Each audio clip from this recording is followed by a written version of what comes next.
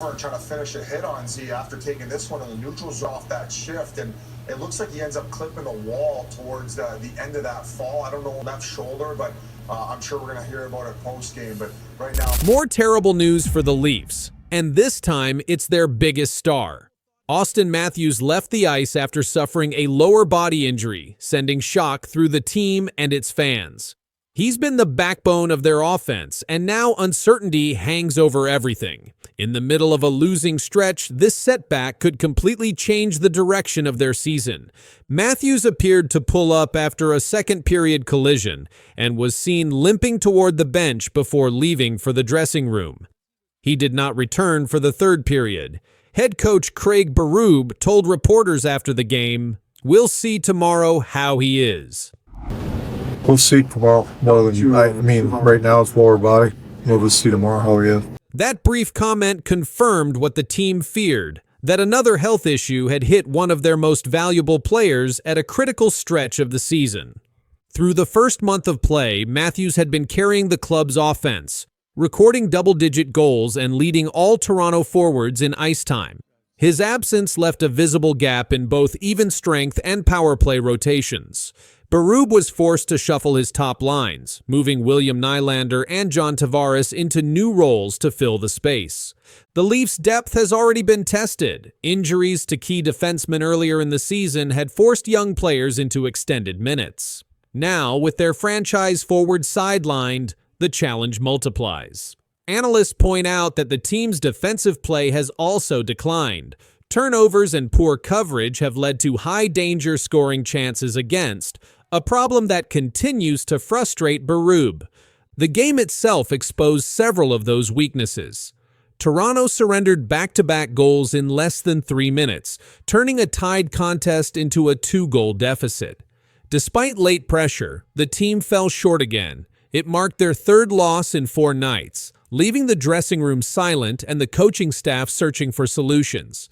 What comes next depends on Matthews' medical update. If tests confirm a multi-game absence, Berube will need to rely heavily on secondary scorers and tighten defensive structure to stay competitive. With the schedule tightening and pressure rising, the Maple Leafs are facing their first true crisis of the season.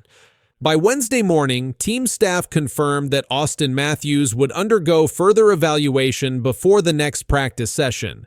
The update offered no official timeline, only that his condition was being closely monitored. For now, the focus is recovery, but inside the locker room, the message is caution mixed with concern.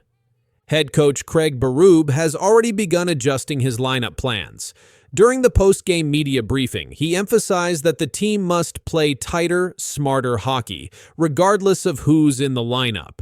Berube's comments reflect a larger problem that has developed over the last week: lapses in defensive structure.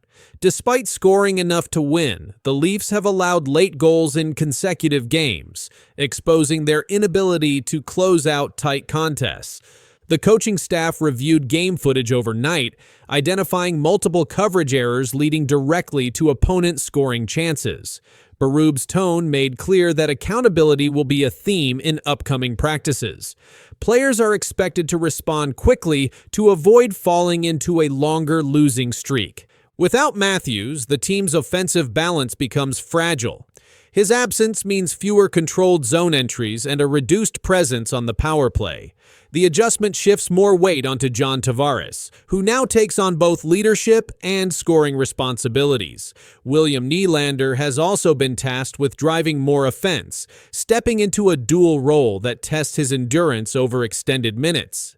Teammates described Matthews' presence as steadying.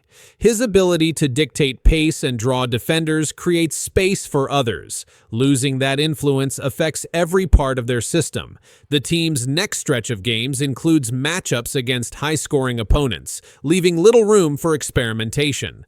Toronto's medical staff continues to evaluate test results, but early signs suggest the club may need to prepare for at least a short-term adjustment period. The front office is reportedly discussing potential call-ups from the AHL affiliate if additional roster depth is needed. For now, the priority remains stability.